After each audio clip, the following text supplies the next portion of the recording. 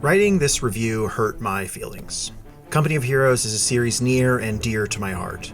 All three of them are real-time strategy games that cut to the core of the genre, focusing on overarching strategic decisions coupled with tactical troop movements and a battlefield that truly matters. I'm pleased to say that Company of Heroes 3's single-player campaigns implement those series fundamentals quite well in a gentle remix that brings the series to diverse theaters of World War II that it hadn't touched yet. What I'm very displeased about is that the ambitious Italian campaign mode is incredibly disappointing. While individual missions and scenarios within the strategic sandbox are strong or even thrilling at times, almost every feature on the strategic map doesn't work, either because it's bugged or because it's such middle-of-the-road game design that it's simply boring.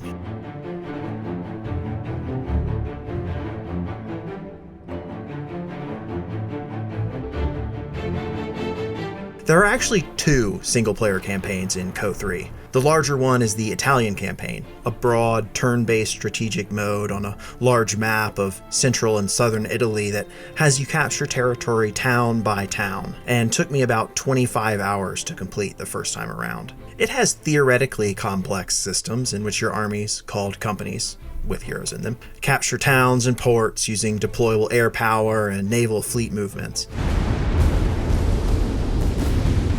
and build emplacements to defend territory or provide offensive bonuses in battles. It's all very visually similar to the setup of the Total War series. Actual battles that break out when two companies collide or you invade a town are the high point. They're an exciting mixture of skirmishes with dynamic interjected bonus objectives, shifting modifiers like a fixed force of starting units, or specific enemy troops you need to counter. You might be given a small group of units cut off from the vanguard as it defends a position, or thrown into a normal-looking skirmish where the enemy has a number of extra troops and pre-fortified positions on the map. It's all really fun, and the scenarios are diverse enough that I never got bored with them.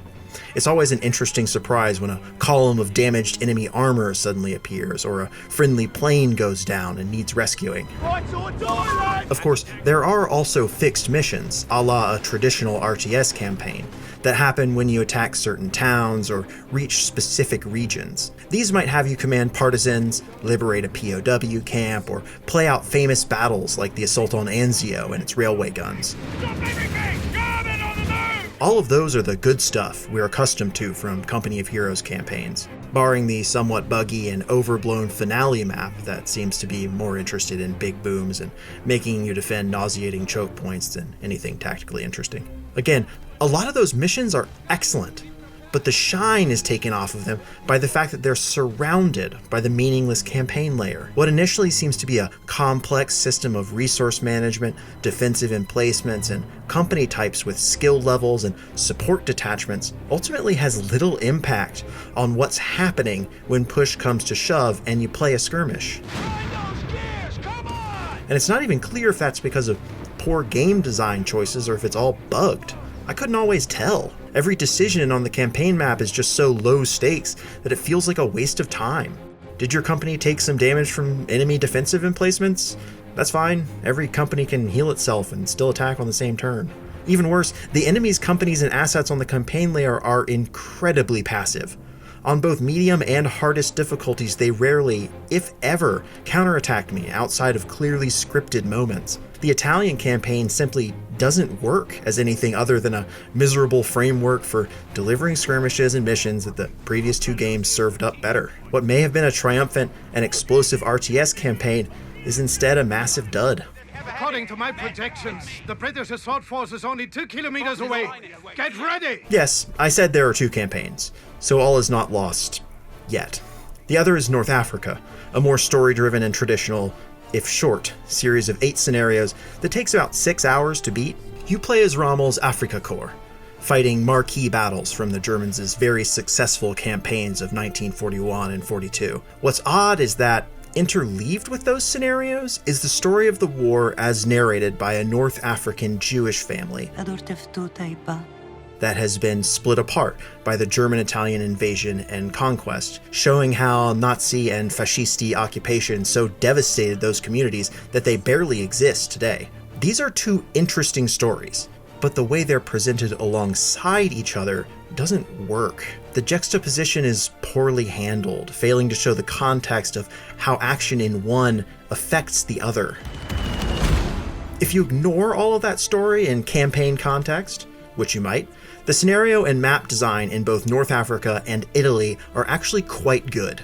The maps consistently present fun situations that understand how maneuvering is at the heart of Company of Heroes firefights. The Italian maps are particularly great, emphasizing gaining elevation over enemies and forcing the fighting to alternate between fields and winding, tight urban environments, unlike anything the series has done so far. In fact, this may well be the best urban combat I've ever seen in an RTS, and the diversity of map design is a key part of that in both campaigns. That's the artillery dealt with. The tactical options it opens up made me think about engagements in new ways. Unfortunately, the AI just isn't up to the task of fighting these battles in a convincing manner. Even on the hardest difficulties, it's very clearly propped up by artificial bonuses and boosted veterancy levels for its units rather than fighting any smarter. It's especially disappointing in armored combat, where the AI will blissfully charge superior forces into the maw of deadly guns, rather than adopt safe positions for an easy win in an exchange of fire. Those victories never feel earned.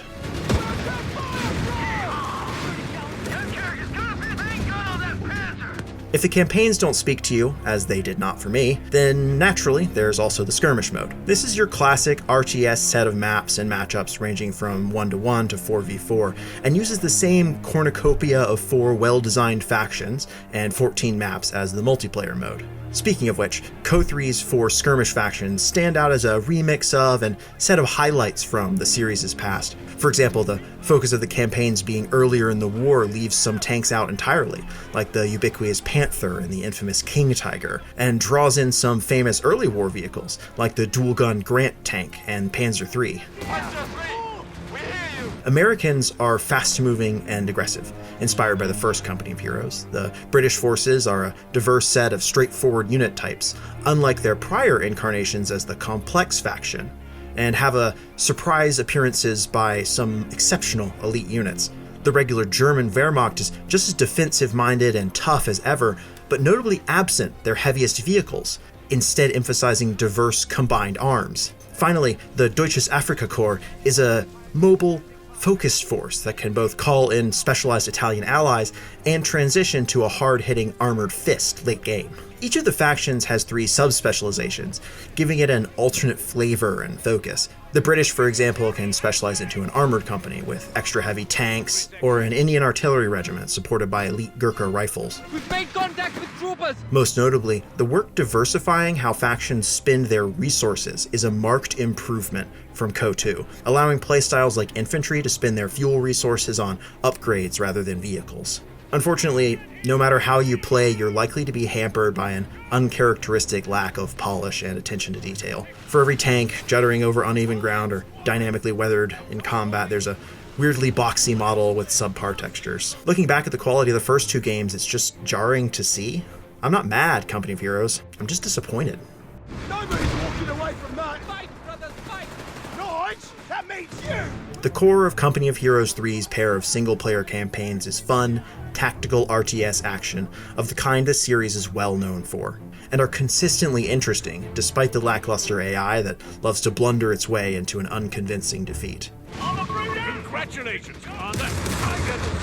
But its campaigns are both wrapped up in big ideas and stories that just don't work out well. A buggy and frustratingly designed dynamic Italian campaign map feels like it's just wasting time between the exciting tactical battles it loosely connects, and the North African campaign's strong missions are strung together by loose stories that fail to connect.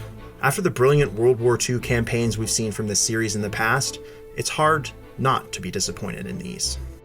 For more Company of Heroes 3, stand by for our multiplayer review. And in the meantime, check out our reviews of Marvel's Midnight Suns and Victoria 3. And for everything else, stick with IGN.